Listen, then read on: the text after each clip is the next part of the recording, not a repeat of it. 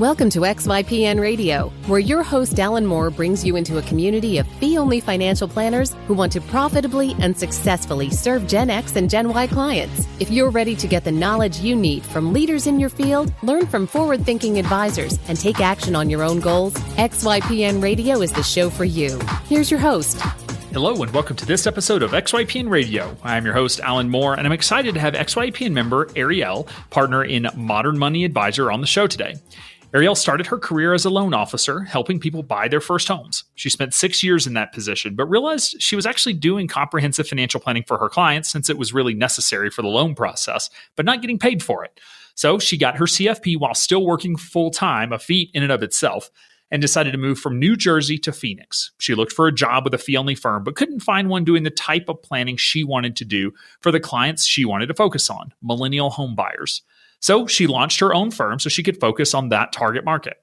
She ended up working at an H&R Block for the tax season as a way to learn a lot more about taxes and earn some side hustle income. So we talked about the details there. If you've been interested in working at H&R Block, this will be a really helpful episode to learn more. She's also made the decision to merge her firm with another XYPN member so she can focus both on financial planning as well as her new project of helping advisors implement processes and procedures to streamline their business. Things are going really well as there are a lot of advisors out there looking for help in this area. Are you the chief marketing officer of your RIA? Do you have a love-hate relationship with marketing? Do you understand the importance of marketing but have no idea where to start? If you answered yes to any of these questions, you need our free marketing funnel download. If you have a leak in your funnel, you could be spinning your wheels, missing opportunities, and gaining little traction.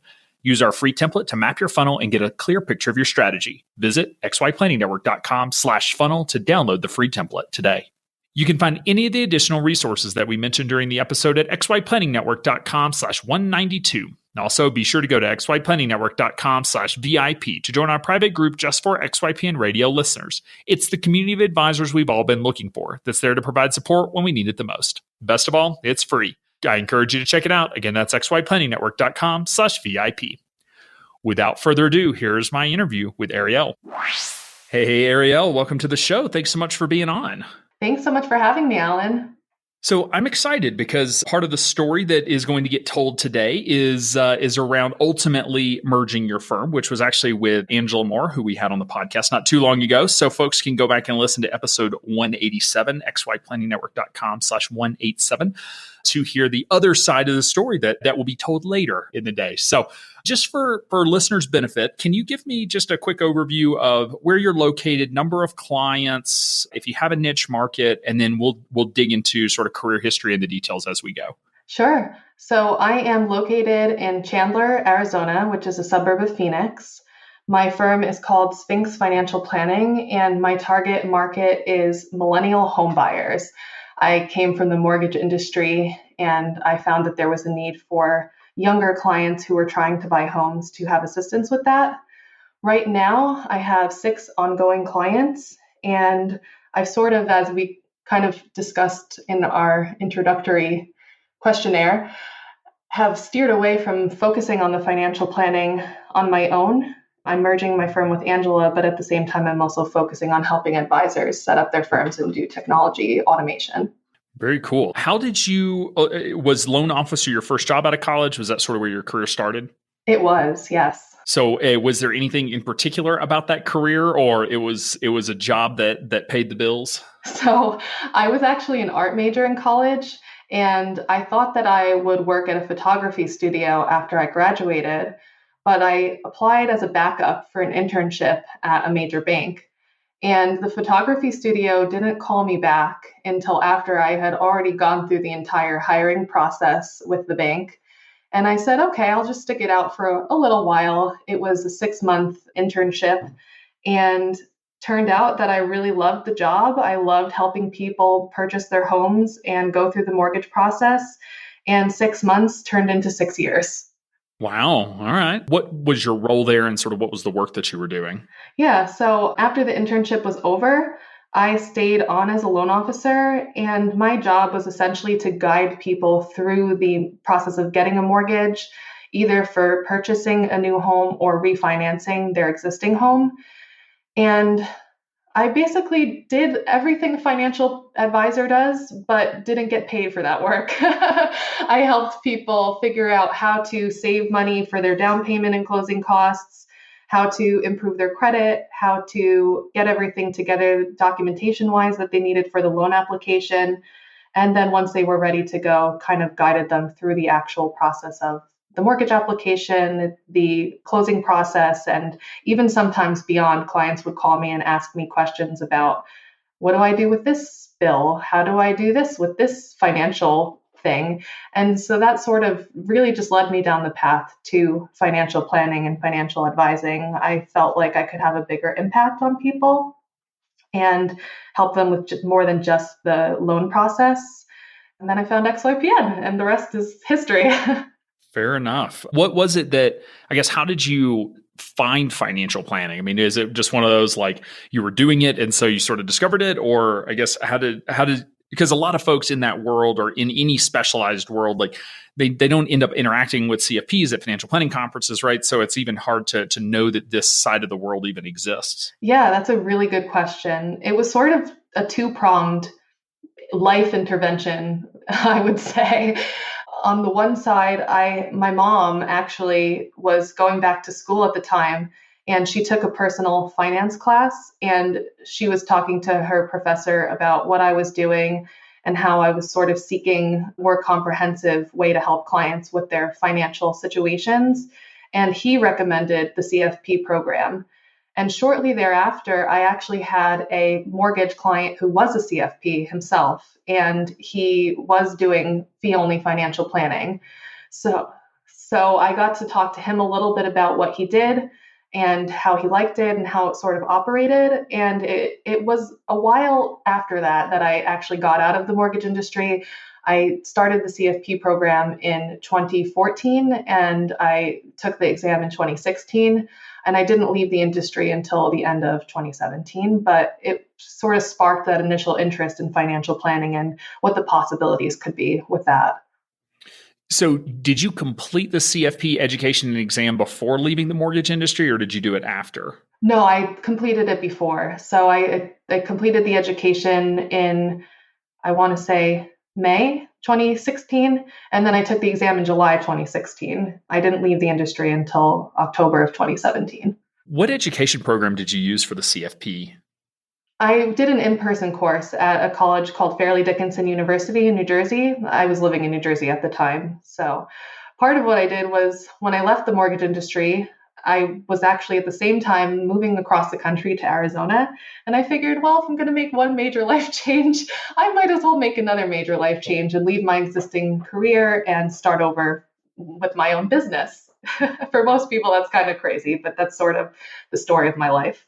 Yeah, I was sort of curious about the education, because I know we have a lot of listeners that are thinking about getting the CFP. They may not have sat for it yet, and they're thinking, well, I have a full-time job. How am I supposed to go through, the 7 college level and really graduate level courses? They're not easy classes to get through. So how did you balance, full-time job, going back to school, and also hopefully having a little bit of a life outside of that? That's a really good question. I don't know. Looking back, I just sort of think I did what I had to do. I committed to the program, and then it was too late to back out. I'm just kidding. The class I took, or the course I took, I should say, was one night a week in person for 2 hours. So I would go right from work on Wednesday evenings to school, and I would take my classes. And it took me a year and a half. I mean, that's part of the reason why it took so long to attain the education requirement and then sit for the exam. But it's okay if it takes a long time, as long as you achieve the goal you're trying to accomplish. I think it doesn't matter the time frame. But for as far as suggestions, I would definitely say going in person, for me at least, was useful. It was probably something that I wouldn't have done if I was going to do an online or self-study. For some people that works, but for me, after having worked all day, to have to go home and self-study probably wouldn't have been realistic. I wouldn't have completed it. So having the accountability of being in person, knowing that there was a class scheduled, knowing I had to show up, it sort of forced me to do what I had to do. Yeah, and you just got to get to the program, right? I mean, it's just one of those things that you learn a ton. There's a ton of information. I'll say what you learn is more about where to go look for the information, but it is what it is. So cool. So you got the CFP. Did any of your loan officer work, especially since you were doing so much financial counseling and that sort of thing, did any of that count towards the experience requirement for your CFP? It actually did. So I was lucky enough that all of my work as a loan officer, or I shouldn't say all of it, but I had enough work as a loan officer that was related to financial planning that my entire work experience was covered by my work as a loan officer. Okay, that's cool. I did, they redid the definition of experience requirement. And they did make it a little broader. Some would say too broad because it's a little fuzzy on some things, but it just depends. Yeah, it's nice that counted so you weren't, starting over from scratch. So, all right. So you get the CFP, you've been working as a loan officer for 6 years, you're in New Jersey and decide to leave the industry. Sort of what's next for you? So at the same time I left the industry, I had previously purchased a house in Arizona and I was living in New Jersey. I was flying back and forth to Arizona. We were chatting before we started about snow versus heat. I'm definitely more of a heat person and I wanted to get out of the cold weather. So I had purchased my house. Actually, I took my exam for the CFP on July 1st of 2016, or sorry, July 22nd of 2016, and I closed on my house on July 1st of 2016. So right before I took the exam, I was in Arizona doing my closing. So I was actually going back and forth for about a year and a half before we moved. My boyfriend and I moved to Arizona while he finished his MBA in New Jersey. And once he finished, I said, well, we're gonna move. If I'm gonna move, I'm gonna start over from scratch anyway. I might as well just jump into the financial planning world. And I will say at first, it was not my intention to start my own business. I looked for a job in the industry, trying to find a fee only firm that I was comfortable with. This, unfortunately, was before I knew of XYPN. Otherwise, I might have had a little bit more success in doing that. But when I couldn't find a job that was with a firm that I was comfortable with, I said to myself, well, I have experience not knowing what my income's going to be from month to month, because when I was a loan officer, my job was full commission. I'm okay with the financial uncertainty. I feel like we have enough savings that I have a cushion to fall back on. And I took a leap of faith and it all worked out, thankfully. Yeah, funny how it does. What was it about the firms that you felt weren't a good fit? Was it the target market? And because, the vast majority of fee-only firms still don't serve millennial home buyers. So were you really thinking that was the target you want to serve and just weren't able to find a firm that had that focus, or was there something else to it? It was twofold. A lot of the jobs that I saw that were marketed as financial planning, even though they said they were financial planning and sometimes even said fee only, ended up really truly being more sales jobs, like life insurance sales and investment sales for products. There were a couple firms I found that were truly fee only, but the target market that they were serving was mostly older folks, retirees or pre-retirees. And I knew that wasn't the market I wanted to serve. Although being in Arizona maybe wasn't the wisest choice looking back, but luckily, again, with having found XYPN, I have the virtual capability and people find me on my XYPN profile from all over the country. Most of my clients right now are on either the East or the West Coast. So it all ended up working out fine. But yeah, it was mostly the target market that I found, I guess, an issue with, that I knew I didn't want to serve older clients. Not that there's anything wrong with that, but it just wasn't my desire. Wasn't what got you excited. And, that is the challenge. It's the challenge I face every time I go talk to college classrooms and I tell them, they always want to hear, like, what's our version of financial planning? And I tell them and it gets them so excited. And then I'm like, and no, you cannot start your own firm at 22 years old. Like, you need to go get a job. You need to get some experience and learn, save up some money. And then they go looking and, like, there's just, XYPN's growing, but a lot of our advisors are now starting to hire. But historically, we just haven't had enough job placements to fit folks in where, whether they were newer or just like weren't sure they actually wanted to run a business. They just wanted to work in a financial planning firm working with this ideal client market. I'm glad to see that slowly changing, but it has been a bit of a tough road. Yeah. I mean, I am glad that I started my own business now, looking back. At the time, I had some uncertainty whether I could make it work. Luckily, I did have the experience of, again, not knowing how much money I was going to make in a given month. So that part wasn't new to me. But when you own your own business, you have to wear a lot of different hats that even when you're on a commission, you don't have to wear. And at the time, I was a little bit uncertain as to whether it would work out. But now looking back, I'm actually really grateful because it's taught me so much that I probably would never have learned otherwise. What do you feel like was the toughest part of starting a business? I'd say the toughest part was not having anybody to teach me processes. What should I do at this point of the process? What happens after that, and what order? I was fortunate that it was shortly after I started my firm that I found XYPN and joined the network. And my launchers group, of which Angela is a part, actually, and that's how we met, has been fantastic support. And we say to each other all the time, if it wasn't for our launchers group, we probably wouldn't still be in business. We would have quit maybe a month after we started because just doing everything on your own is nearly impossible. But even having that, starting from scratch, not having anybody to tell you this is what you should do when, is a little bit scary. And that definitely can be hard. So that, I would say, that would be the hardest part for me was at that point, starting from brand new scratch, not really knowing if what I was doing was right or wrong. And then, I had the support of my launchers group. I had at least the support of XYPN, more experienced members, and that was what got me through.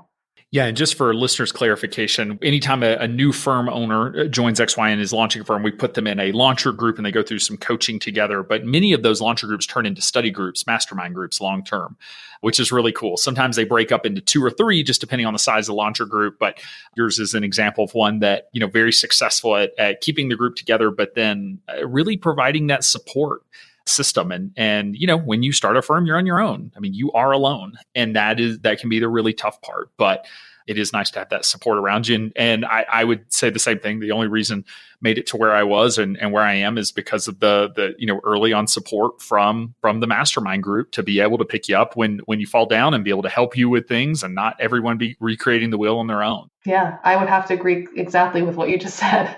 So, I get this question a lot on, hey, I have a career in something else. I'm career changing into financial planning. You were a little different because you were in the financial services world, even if you weren't doing financial planning directly, or, maybe the process has changed from when you were a loan officer. But how did you feel it was starting a firm without having worked in a financial planning firm? Because again, I always tell college students, like, you can't start a firm at 22. Don't do it. Just go do something else. Go get a job and then come back to it. But career changers are always a tougher conversation because you have life experience. You maybe have a client market or a niche market that you know how to target, that sort of thing. But you still haven't done the planning with clients in a firm. So how do you feel like that affected your startup, or maybe it didn't at all? I feel like it was a blessing and a curse. I think initially it sort of gave me a little bit of uncertainty. I felt like I had imposter syndrome because I had never worked in a financial planning firm specifically. Although I have found over time that perhaps that was actually a good thing. It gives me a little bit of a unique perspective compared to other people who come from the investment world. It's good to have different views on things, I think, and being able to actually talk to other people who have come from that industry has given me the insight and the knowledge that I've needed to know you can't know everything, no matter what you do. Even if I had come from a financial planning firm, I still think I would have found that it was overwhelming starting my own business. Maybe I would have had a little more confidence from the beginning, but again, I think that having that unique perspective, especially given the niche that I am serving, has allowed me to be more successful than I would have been if I had started at a financial planning firm in the beginning. Yeah, you make a great point. There are several facets of starting business. There's just like, how do you actually run a business? There's how do you do financial planning? And then there's sort of that third emotional side of, how do you survive financially, mentally, physically? How do you just keep going? And that it is never easy. I do get people that ask like, oh, XYPN makes it easy to start a business. Like, no. We make it easier, but easier than really hard is still hard. And so, we want to help with I've never run a business before side. And we're starting to work on some resources around I've never done financial planning in this particular format before, just so that we can empower our advisors there. But it's still a tough road. And there's no way to make it easier. There's just things you can do, like being a part of a study group that help you survive and thrive in the long run. Yeah, absolutely. So talk to me about the start. So when did you actually make the decision to start the RIA, and when did you get launched? So I started the RIA in October of 2017, right around the time I left the mortgage industry. It was, I would say, a couple months while I was still working in my old job that I was searching for a new job. And when I couldn't find anything, I just said, let me take the leap of faith. I'll try it out. But at the same time, I said to myself, well, I do need to pay the bills in the meantime. I need to eat. So what else can I do that will give me not only additional knowledge and expertise around financial planning, but that will help me supplement my income while I'm launching? So at the same time, I started a training course with H&R Block in income taxes. And because of that, I wasn't 100% focused on building my financial planning firm right from the get-go. And I also was sort of questioning whether I wanted to or needed to register with the state, because I knew that, at least initially, I didn't want to do any asset management work. And I found myself, going through tax season. I made a good amount of money during that time, which helped pay the bills. But I found myself saying, I wish I could focus more on my financial planning business. I wish I had more time. I can't wait till tax season is over. And I did also too find that I was reluctant to actually start marketing myself to clients while I wasn't registered. So I decided that if it was going to prevent me from actually growing my business, it was something I needed to do. So I did finally get my registration with the state at the end of April of 2018. So April 2018, and then so you made it through a tax season. Are you still, this year, will you be doing taxes again? I am, but I'm only doing it one day a week this year. And again, I say that even though it's not necessarily the traditional route that most advisors maybe take, I seem to find myself going in many different directions at all times. I am so grateful for that experience and that knowledge. Last year, having worked tax season pretty much 7 days a week for the whole season, having that hands-on knowledge of income taxes was really valuable to me. And it's helped me be more proficient when working with clients on their financial planning. And so I felt like it was important, even though my business has grown significantly and I've become much busier than I was last year, thought it was important for me to keep up to date on that knowledge and keep that hands-on experience with touching income tax returns, stay current and keep my knowledge fresh, especially with all the new changes in the laws this year. That was something I felt would be really valuable. Yeah, absolutely. And that's something that is hands-on experience that I highly recommend. I was fortunate enough to run a VITA clinic, volunteer income tax assistance clinic. So it's like H&R Block, but free and run by the IRS for low-income families. And that was an awesome experience, knocking out a couple hundred tax returns in a season and just seeing a lot of different situations and how they work and, how the 1040 really functions and how it all ties together. How to analyze a 1040, like that stuff that is wonderful experience. So for folks that are thinking or looking for a side hustle or just want to get some additional insight and expertise, I think H&R Block training and going through a season or two, I think that's awesome. Yeah, the training is really comprehensive, even though I would say that you probably won't be making as much money as you'd like.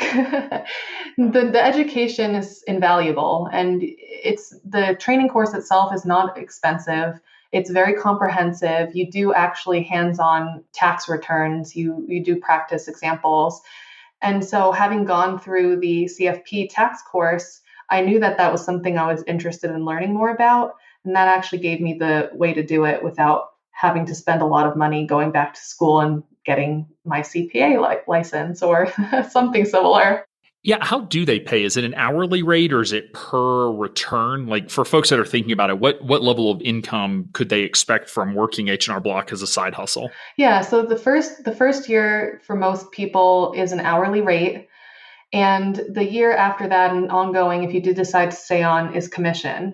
Now, because I had experience in the financial services industry, because I had my CFP, I was able to start out my first year on the commission structure. So you basically get an hourly draw, but you don't have to repay it at the end of the season if you don't hit the same amount as they've paid you, but you will not get a bonus if you don't at least meet what they've paid you throughout the season. But if you exceed it, you will get a bonus at the end of the season. Are you able to share numbers just in terms of what they pay, or is that under a non-disclosure? I don't know if it's under a non-disclosure. Okay, I don't think enough. so. Typically, it's around I think $17 or $18 an hour for most people starting out. Again, I was able to negotiate that because I had prior experience. I would say most people end up having that base pay and maybe a couple $1,000s bonus at the end of the season on top of that.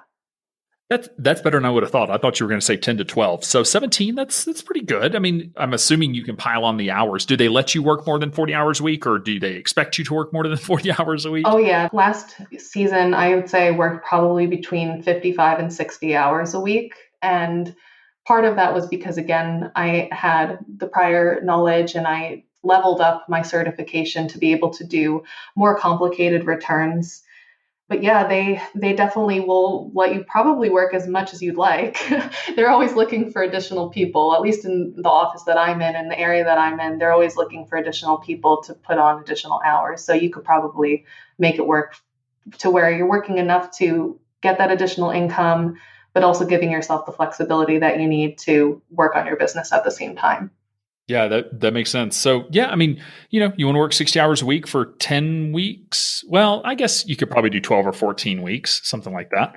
I don't know. I'm just doing some quick math. Like you could bring in $10,000, $15,000 on the top end in a season, which is, the difference between making it and not for a lot of us when we were first starting our business. I wish I had a side hustle that earned me that much income. Obviously, to your point, you have to balance running the firm and be sure you're not just, only working. Leave yourself some time to focus on the business, but great way to get some cross experience. And again, experience doing some other stuff that's hard to get, like talking to clients. You obviously had a background as a loan officer, but if you haven't worked as a lead advisor before, just getting experience talking to people about their money, that's so valuable. Yeah, I would say the ability to talk to people is really the key. Having, again, not worked in a financial planning firm, but having that experience as a loan officer, I will say the biggest asset that I carried, even considering the financial knowledge that I had, was really the ability to talk to people, to understand their needs, their fears, their goals, and be able to reassure them that there's something that pretty much everybody can do to improve their situation. So after you went through that process, you got registered in April of last year. So been almost a year now. What was the launch and sort of that the initial wave of clients that you started working with? Sort of what did that look like for your firm? Yeah. So as soon as I got registered, it was pretty quick. I started bringing on clients almost right away. And where did they find you? Like usually those things take time. So how did they find you, or how did you find them? So one of the things that I had been working on while I was doing tax season was building my systems and my processes, including my website. And I had begun blogging, and I was blogging probably once every 2 weeks at that point, which isn't a ton, but it was enough so that when I did get registered and I was able to get my Find an Advisor profile on the XYPN network up and running, people started finding me right away. And I do think too that part of it was as a result of my niche, my specialty on the profiles listed as home buying. So I think a lot of people don't have that, and that set me apart from other advisors. But between XYPN and NAPFA, that's been pretty much the source of all of my leads to date. So it really has been primarily inbound, which is cool. Yeah, it's been really great. And like I mentioned earlier, I sort of stopped focusing on taking in new financial planning clients around October of 2018. I did a member spotlight call for the network actually about my systems and my processes and the technology that I've been using. And it sort of has evolved into what started as a side hustle now has sort of evolved into my main hustle, and financial planning has become somewhat of my side business. So, yeah. Yeah. So I want to talk about that for sure.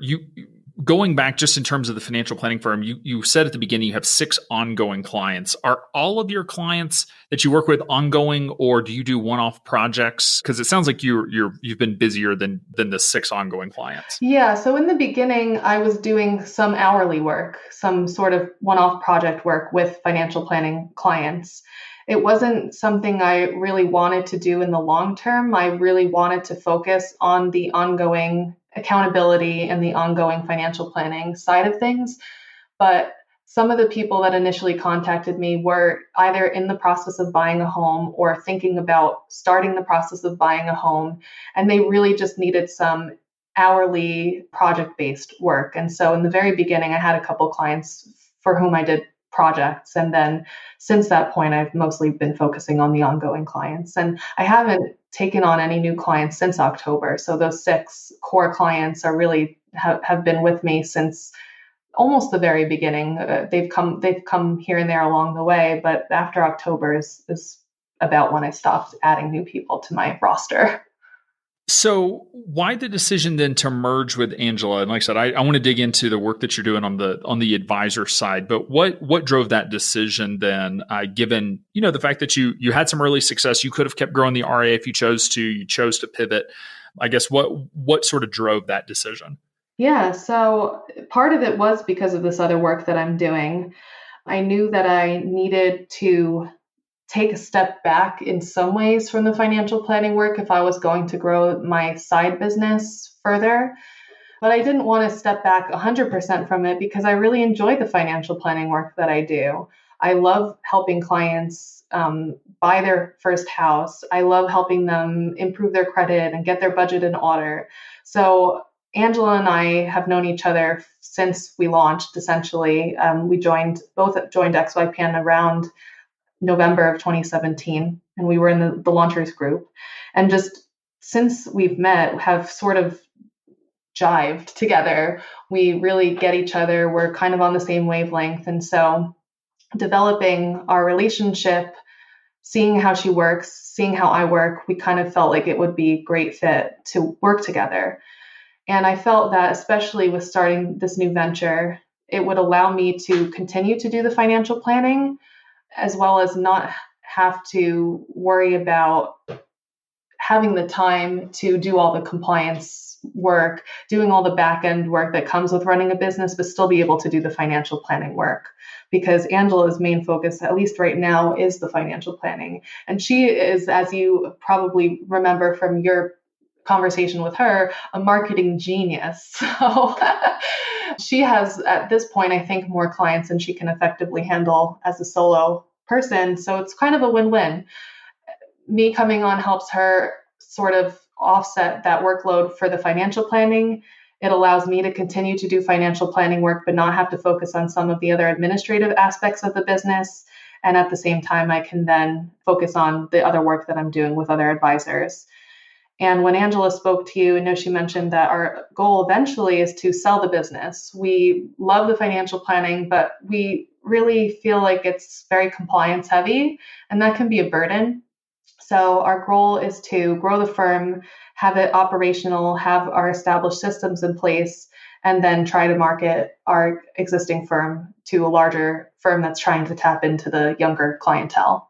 Yeah, it's really interesting because so few people, I would say at this stage, talk about the end and wanting to sell or wanting to keep it. And I hear both sides of it. I remember Mark Cuban was quoted on Shark Tank one time saying, if you have an exit strategy when you start, you're wrong because you don't have enough passion. And the other side is, why would you ever start a business if you don't know how you're going to exit it? So like there's two sides to that coin. There's not a right answer. But I would say that y'all are some of the first ones that I've heard actually talk about like, yeah, the goal is to build it to sell it. And recognizing that the way you build it to sell it will be different than the way you would build it to continue to run it. and the decisions that you make will be different. They may be subtle differences, but that will drive a lot of the decisions that you make, which is great that y'all are already on the same page about that. That's what you want to do. Yeah. And I think that we do both have a passion for the financial planning work that we're doing. And we would both like to potentially stay on with whichever firm purchases our firm and do the actual planning work. But again, not have to worry about the additional aspects of running a business that come along with the business. No, that makes sense. So looking back, you talked about even when you were working at H&R Block and you were, just getting the firm launched, you were already obsessing over processes and procedures. So in our launcher program, we have some different modules. One of them is on operations and process, and it is by far the least watched video. It'll be compliance and marketing. Everyone watches, they see operations, they skip it, and then they move on to the next one, which cracks us up because, just recognizing that when you're early on, you have time. You don't necessarily have so many clients that you can't manage them. So you have time. So you're not thinking about process, and firms wait until they don't have time to think about processes, which take time to build. So where did the passion or obsession in a healthy way, where did that come from around going ahead and systematizing and building out processes and automation even earlier on than maybe you needed it? Yeah, so a lot of that came from my time in the mortgage industry. Being a commissioned person, I didn't have to run all the aspects of running your own business, but I did a lot. I had a lot of different hats I had to wear. And I found myself burning out at some point and wishing that there was a way that I could continue to make the same amount of money that I was making without having to work so hard or so many hours.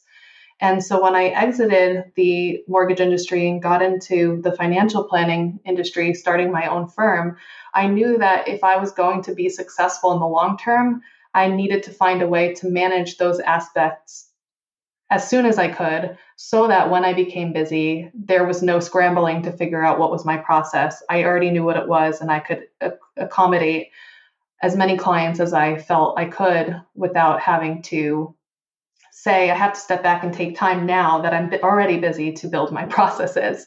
And I'm so grateful that I did it that way. I'm so grateful again that I had that experience before starting my own firm to know that that would potentially become a problem.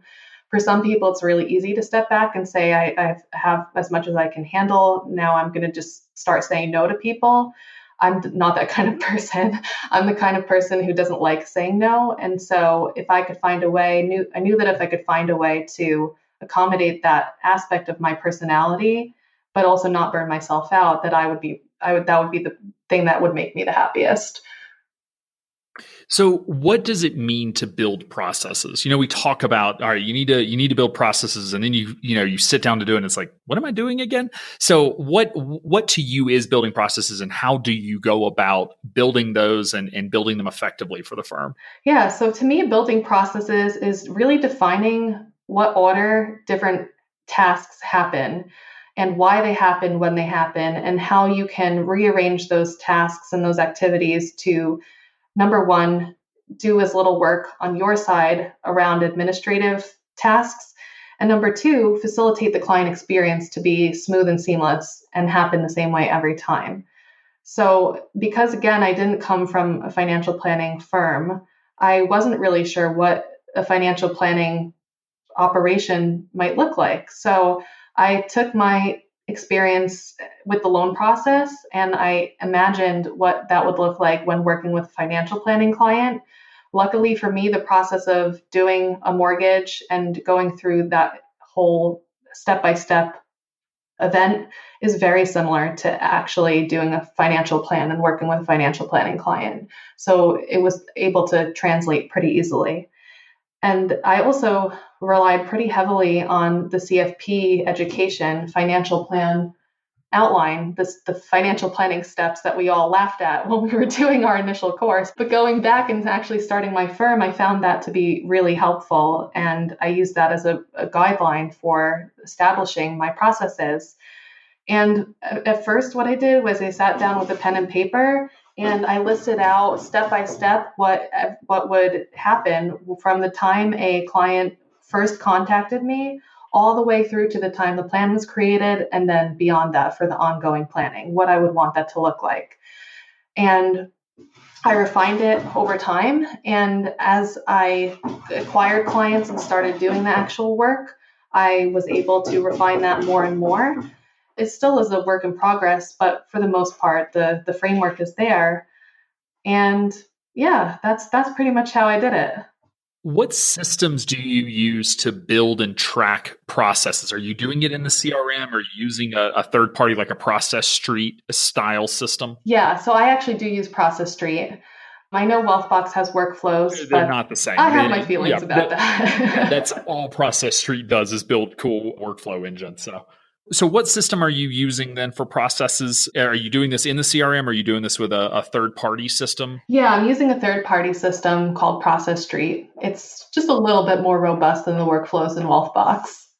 I would say that it's like night and day. No offense to Wealthbox. It's just like they're doing a lot of different things around CRM and tasks being a piece of it. That's all Process Street does. We have used Process Street in the past. We've moved our CRM to Sugar CRM. So it has more robust processes and that sort of thing. But I do kind of miss the recipe style of Process Street. I did like building because it was so easy, like drag and drop videos and pictures. It was like a recipe builder almost, which was so cool. Yeah, it's pretty great. I have a lot of good things to say about Process Street and very few bad things. So how do you link it with your other systems? Is it just Zapier? Is that what you're connecting the processes to everything else with? That's right. A lot of the programs I use do have some native integration capability, but I also do use Zapier and Microsoft Flow. There are some other API linking programs aside from Zapier, but that's the main one that I mostly use. Okay, got it. So that's where all the processes live. So you said that, advisors have started asking you questions around this, around automation and that sort of thing. So talk to me about, I guess, the new business, what you're doing there, how you're working with advisors. Yeah. So initially, the first clients that I had as far as the advisor facing business were people from my launchers group. We have, as you mentioned, continued and made that a mastermind group, and we meet once a week. And we take turns presenting different processes that we're working on and different areas of expertise that we have. So when it was my turn to do a presentation, I wasn't really sure what I was going to talk about, but I was really excited about the process work that I was doing. And I figured if I was excited about it, at least one or two other people might be excited about it as well. So I kind of shared with my group what I was working on, and a couple of people in the group were like, whoa, this is great. I need this. Can I pay you to do it for me? And I was like, okay, sure. Why not? So at that point, I started working with a handful of people in my launchers group, and their initial feedback sort of allowed me to refine that process and that work that I was doing. And then in October, like I said, I did the member spotlight call for XYPN. And after that, I started getting contacted left and right from other advisors asking me to help them with their technology and their systems. And I have two offerings right now, and I'm working on a third. The first offering that most people take is to do hands-on building for them. Most people who are in the industry don't want to take the time or don't have the interest in learning the technology. And they just want me to come in and do it all for them. And when it's done, show them, make any tweaks, and then have it all ready to go. The other offering that I have done with a couple people is sort of consulting based, where they start doing it themselves and they call me in if they need assistance. They're having a problem or an obstacle that they can't overcome on their own, or they just want me to come in and give them advice on how to make it better. Then I can do that too. And then the third thing I'm working on it now, is building out DIY courses for people who have the time and the inclination. To your point, maybe people who are just getting started and don't have a lot of money, but do have more time on their hands and are trying to figure out what's the best way to spend that time. Having those DIY courses to walk them through step by step how to set up some of this technology, I think will be really helpful for those people in that situation. So the first option, which is you getting in there and working through this, are you sort of like packaging your workflows and just like putting them in process street for these advisors, or are you getting into the firm, figuring out their processes, trying to optimize, building out?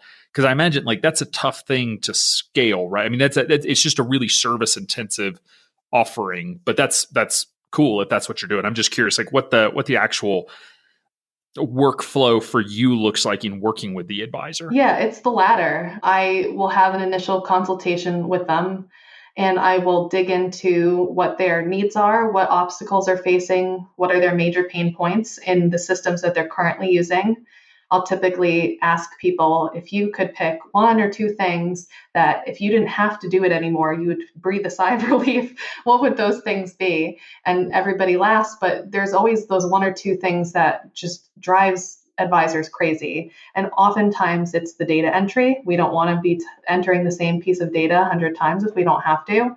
We want to spend time actually talking to our clients and working where we work best and add the most value. And so I do kind of a comprehensive review of what they have already got in place and what their needs are. And at that point, once we've had that conversation, we kind of outline everything, and then I'll go in and I'll actually set it all up. So how long does this process take? Both hours that you spend in it as well as just sort of from end to end? You know, obviously if you're working with a couple of advisors at a time, like what is the scope of one of these projects? Because it sounds like it could get pretty big. It can get pretty big, and it's sometimes, depending on the firm, it's really small. Maybe it's just one or two things that they need. Other times it's comprehensive overhaul, or it's a new firm and they haven't established anything and we're starting from brand new scratch. At this point, though, I've actually gotten the process down to pretty reasonable, I think, amount of time. Typically, I'll have about an hour initial consultation. At that point, if it sounds like I can help them, I'll give them a proposal and we might meet back up for another 30 to 45-minute call to dig into the details and make sure that what I'm proposing is, in fact, what they need. And once I start working on a process, depending on what it is, if it's something small, maybe it takes me a couple of hours. If it's something larger, maybe it takes me up to 20 to 30 hours. And that's actually, in my opinion, not that bad for the amount of value it's offering to these firms. No, I would have thought it was, I thought you were going to say in the like 100+ hour range for some of these projects, because it is time consuming. I mean, you get into the flow, but I mean, all of this is a custom build. So yeah, I think of it kind of like the financial planning process. You know, if clients try and do some of this stuff themselves, a lot of it they can do themselves. But having us come in as an expert and somebody who has experience, number one, cuts down on the turnaround time for doing the same process. And number two, because I've done so much work in these different systems and I've spent so much time learning the different hiccups that come along with them, I can turn around a system, even if it's a full-fledged system, in a significantly shorter amount of time than somebody can do themselves with minimal effort as possible. Because I am the kind of person that likes to dig into the nitty-gritty, and I find a perverse sort of pleasure in overcoming all of those different obstacles. So for me, doing it for myself was fun, but doing it myself allowed me to streamline the process and know how to make it more efficient. So are you charging an hourly rate then that you're able to share, or is it more project-based? Like how do you price your services? I'll compare it to a complexity matrix that a financial planner would use. So I do have the consulting, which is on an hourly basis. I charge $200 an hour for the consulting work. And I would say most people who go the consulting route only typically need about 4 to 5 hours of my time, because they're the type of people that are already tech savvy, they have the interest, and they have the knowledge that they need to make most things happen. They might just need me to come in and help them work through one or two problems that they just can't solve on their own, or need my help in taking it to the next level. For a system that I'm going to be doing on my own, like a customized system, it is not hourly. It's not like a project-based where you get all these items as one project. It's more like module-based. So different pieces of the process will cost different amounts, typically anywhere from between $100 all the way up to about $800, depending on what it is. And then they can kind of customize and pick from the menu of options to make it exactly what they need. Okay. So do you have sort of a general scope of usually folks come in and they spend about $2,000 or they spend about $10,000 like getting the system in place, just so folks understand what can they expect from an overall cost perspective? Yeah, on average, somebody who's going to be doing a pretty fleshed out system on average spends somewhere around $2,000 to $2,500. Okay. That's a lot lower than I would have expected. So that's awesome. Yeah, it's pretty good. And I imagine that rate will be going up over time. So if you want to get in now while we're still starting out. Just consulting can be a bit tough just because it ebbs and flows and there's a lot of balancing, but it's so needed in our space. We have so few folks that are focusing on helping advisors, particularly our target market of advisors, really run their firms, which is one of those things of that it just the market didn't really exist before XY because our firms didn't exist. So now they do. So, so now we'll be rocking and rolling on it. So I expect to see more folks, being able to pursue their passion, working with these types of advisors, which we all really love working with. Yeah. So looking forward, obviously the merger has gone through. You're starting to focus more on the consulting business.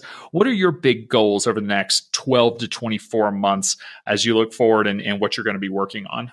So as far as my automation business, I mean, it's been crazy. The growth that I've experienced has been far beyond what I ever imagined would happen. So I'm actually in the process of hiring an assistant to help me with that work. My goal, I would say, as far as the financial planning business with Angela, we're also at the same time, I'm looking to hire somebody on my own side business, looking to potentially hire another person within the next 6 or so months to help us scale and to be more efficient. So I don't really know. Aside from just continuing on the trajectory of growth that I found, I don't at this point have any defined monetary goals, but I think as long as I continue on the upward track that I've been heading on, that would be enough for me. Okay. Any big in particular projects or anything that you're really excited about? It sounds like you're building out the courses, which will be a really cool launch. Anything else that you want to share? Yeah, the courses I'm building out. I've also had a couple of guest appearances on podcasts like this one and some others that I've been doing with other technology focused marketing groups and other advisor-focused marketing groups. I did apply to speak at XYPN Live, so there's that. We'll see what happens. Hopefully Malcolm is listening. But yeah, merely I would say my main focus is just to get in front of more people and to help more people become more efficient. Fantastic. Well, as we're coming to a close, obviously you have done a lot in a short amount of time since launching your firm, and you just have your hands full with all of these different awesome projects that are moving forward.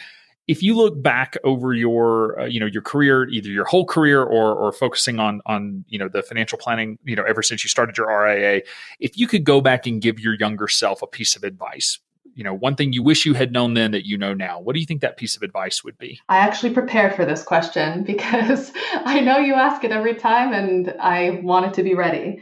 And I thought a lot about it. And I would say the advice I would give myself is don't be afraid to take the leap of faith. All the best decisions I've made over the course of my career have really come as a result of diving into that unknown. And at times I've been a little bit unconfident if what I was doing was the right decision, especially because I've gone in so many different directions. But looking back, I can safely say that was the right choice. So that would be my advice. Well, thank you so much for taking the time to come on the show, share what you're working on. I'm really excited to see how the process and workflow work continues to build for you and look forward to your continued success. So thank you for taking the time to come on today. Thank you so much for having me, Alan. I really appreciate it. Are you the chief marketing officer of your RIA? Do you have a love-hate relationship with marketing? Do you understand the importance of marketing but have no idea where to start? If you answered yes to any of these questions, you need our free marketing funnel download. If you have a leak in your funnel, you could be spinning your wheels, missing opportunities, and gaining little traction. Use our free template to map your funnel and get a clear picture of your strategy. Visit xyplanningnetwork.com/funnel to download the free template today. Be sure to join our VIP community at xyplanningnetwork.com/VIP to hang out with other XYPN radio listeners, ask questions for future mailbag episodes with myself and Kitsis, and to finally find a community of like-minded financial advisors. Thanks so much for joining me today. We'll see you next time. You're not alone, and you're not crazy. It's scary starting, building, and growing your own financial planning firm. And that's why we put together a free private community just for you, the Cutting Edge Financial Planner. Go to xyplanningnetwork.com/VIP or text XYPN Radio to 33344 and join a network of thousands ready to change the lives of Gen X and Gen Y clients.